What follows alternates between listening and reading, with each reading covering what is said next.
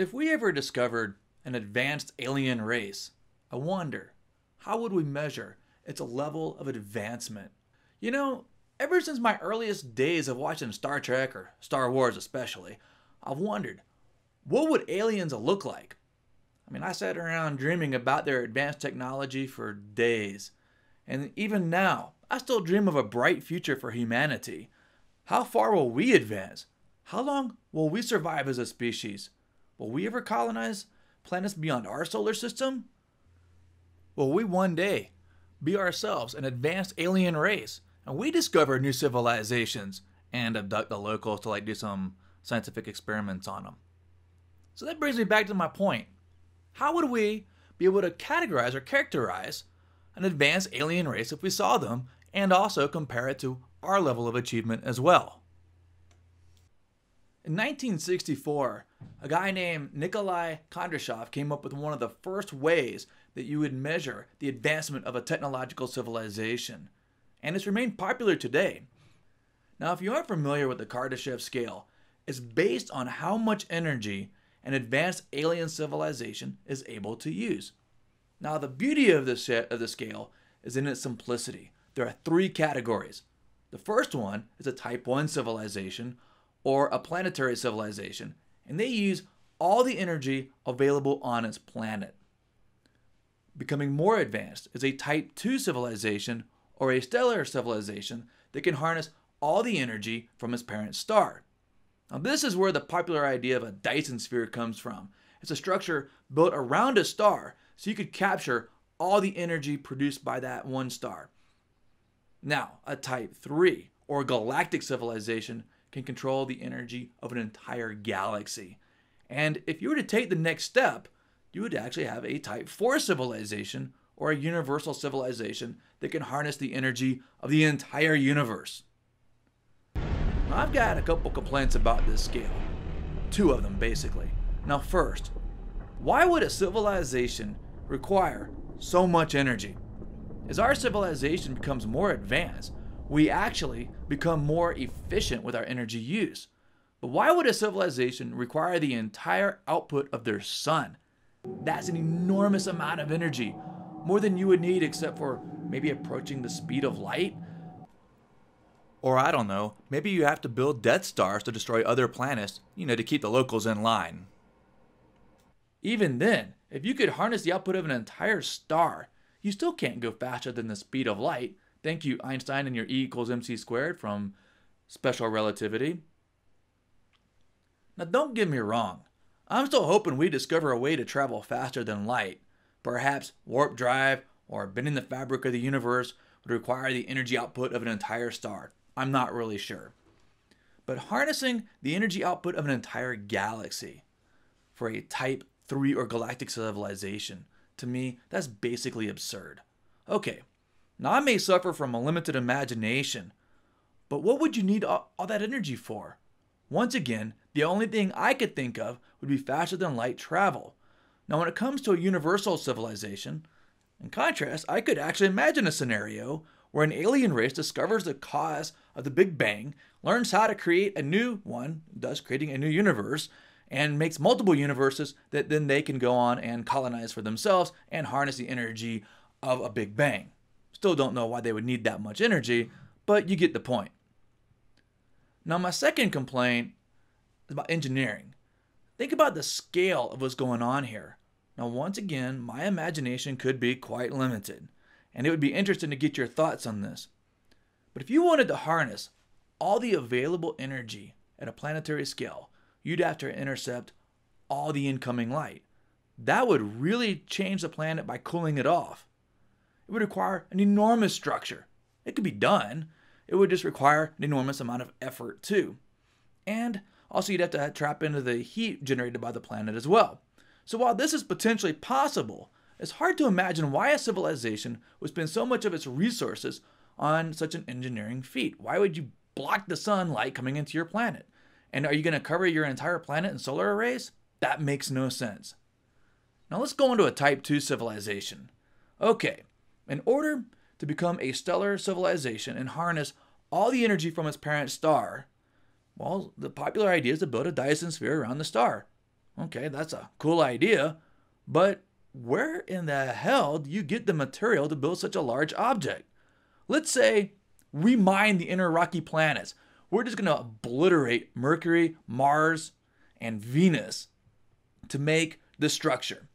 That would require a lot of effort. I'm not saying it can't be done. I'm just saying that would require a lot of effort. And if you were to build it into a sphere around our sun, somewhere in the Goldilocks zone, I doubt there would be enough material to be a millimeter thick. In fact, there couldn't be. Or let's say you even take a planet like Jupiter and we actually create lots of metals from it so that we could get, more material and build a Dyson sphere about an inch thick. That's still a hell of a feat. Could you imagine how hot it would quickly get inside, capturing all that energy? Not to mention the damage caused by the solar winds and what happens when your star emits a major flare. Now, let's get on to the Type 3 or Galactic civilization. This basically becomes an exercise in absurdity and sounds more like fantasy than science fiction. Well, yeah, maybe it's my limited imagination again. So what are we left with? How do we classify advanced civilizations? Well, I'm a trained biologist, so I'm going to take a page from ecology. And I'm also an optimist, and I'm going to take a page from my hope for humanity based on its technological achievement, its sources of energy, but I'm also going to add in some philosophy here as well. How about our curiosity about the natural world and the state of our science and the state of our culture and arts? You can't describe how advanced a civilization is with a single metric. I think you need to use several. Just like we use several metrics to gauge your health, like blood pressure, cholesterol, BMI, blood sugar levels. And we do the same to describe ecosystems. How many species are there? What's the species evenness? You get the idea. You're using different metrics. Okay, so what if they have faster than light travel and the civilization spans an entire galaxy, but they don't use very much energy? Does that still mean they're like a Type 1 civilization? Or let's say these are a superstitious lot, right? And they're only colonizing planets because they trashed their own. They have no curiosity about the universe. They have no care about the arts and humanities. Would I consider them to be advanced? Not really. So I determine how advanced a civilization is by combining several metrics, including how advanced they are in terms of technology. Also, I'll use Kardashev. How much energy are they able to use and use it efficiently? And then lastly, my third metric is, what is their philosophy towards science and the arts and the humanities? Let's start with technological advancements. 0, no tool use. 1, hunting with stone tools. 2, you've harnessed fire. 3, you got to go through one round of agricultural revolution where you're basically relying on man and animal power. Then you have a second round of agricultural industrial revolution allowing for large cities and larger populations. Now, once you do that, let's go to level 5 in technological achievement. You're launching satellites and space probes into the solar system. At a level 6, you're colonizing the solar system. By level 7, you're making manned explorations beyond your own solar system. And by level 8, you're beginning to colonize the entire galaxy. A level 9, you're colonizing the known universe. And by level 10, you've actually colonized the universe and you're creating new universes to live in. So technological achievement, you would score a civilization on a scale of 0 to 10. Sources of energy, 0 to 5. At the bottom, you don't use any energy. You haven't even done anything. At 1, you've harnessed fire. At 2, you become kind of a carbon-based economy. You're using chemical energy and other non-renewable resources. Level 3, you start to discover the energy tied up in atoms and atomic and nuclear energy. And then by level 4, you can use that and you can also use renewable resources. And by level 5, you can generate unlimited energy from, a quantum singularity, harnessing a black hole, or actually squeezing energy out of the universe itself. Now here's where I start to differ with other people. Kardashev relied on the amount of energy a civilization is able to use. Carl Sagan talked about the amount of information a society uses. I'm going to also add in a third metric, curiosity, and philosophy about science and the world. So at a 0, you've got no science and no philosophy, and you're just basically existing, responding to the environment. At the most basic level for a sentient being, you assign natural phenomena to supernatural beings. Oh my gosh, there's a god and it's throwing lightning bolts at us, or there's an earthquake, oh, a god's mad or burped or something. A level 2 civilization still relies on supernatural explanations for the world around them. However, the difference is there's a fledgling science, but many in their society reject science in favor of supernatural beliefs. As a civilization transitions from level 2 to level 3, many may still believe in supernatural explanations for their universe. However, they're starting to develop a science and a culture based on appreciating the arts and humanities. Then as we go to level 4, this is where societies really start becoming advanced because they no longer rely on any type of supernatural explanations for the world, and they use science, but they're not necessarily well-rounded civilizations. That's where a well-rounded civilization will become a level 5. So where would humans be on a scale of 0 to 20? Well, technological innovations. I would say humans are right in the middle. We're about a 5. We have easily achieved a level 4 with our large civilization, and now we are sending probes to other planets, and some of those have actually left the solar system. Sources of energy. This gets a little tricky here. Humans would be about a 2.5. We're still basically carbon-based. We're relying on chemical energy, and that's causing problems for us. We do use atomic energy. That's why we're between 2 and 3.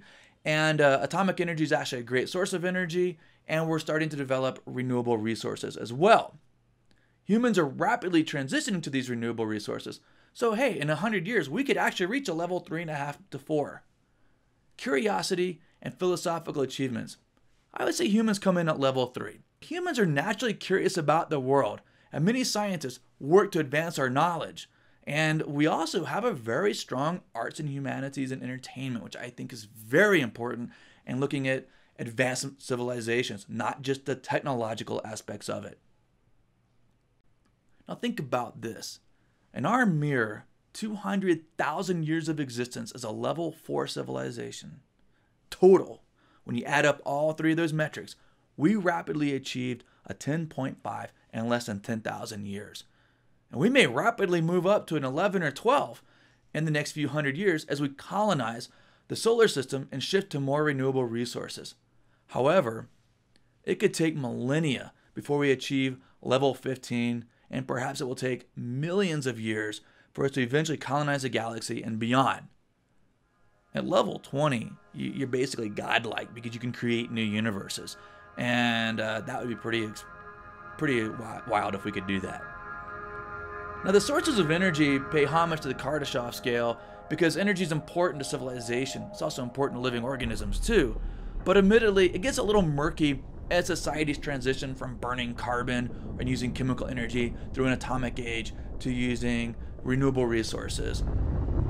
It's more like a sliding scale, but that's okay. It just goes to show that classifying advanced alien species is tough. But I feel that using these 3 metrics and then combining those 3 scores together into one provides a much more nuanced approach to describing advanced or not advanced alien species.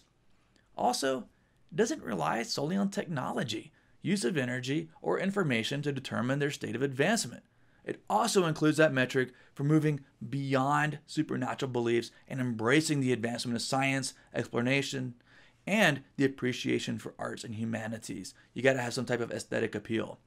Although I could imagine a scenario billions of years in the future where our descendants have colonized a known universe and know pretty much everything about it. But I would still hope the individuals would find happiness in exploration, curiosity in the arts.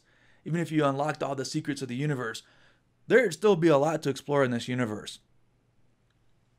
Now, of course, I'm anthropomorphizing what I expect aliens to be like based on my limited imagination. But most importantly, these metrics include our achievements and reflects my dreams of what humans will eventually become. I would love to see us become an advanced spacefaring species driven to explore the universe out of curiosity while maintaining an appreciation for the arts and the humanities. And perhaps one day, our descendants will be the giants that walk among the stars.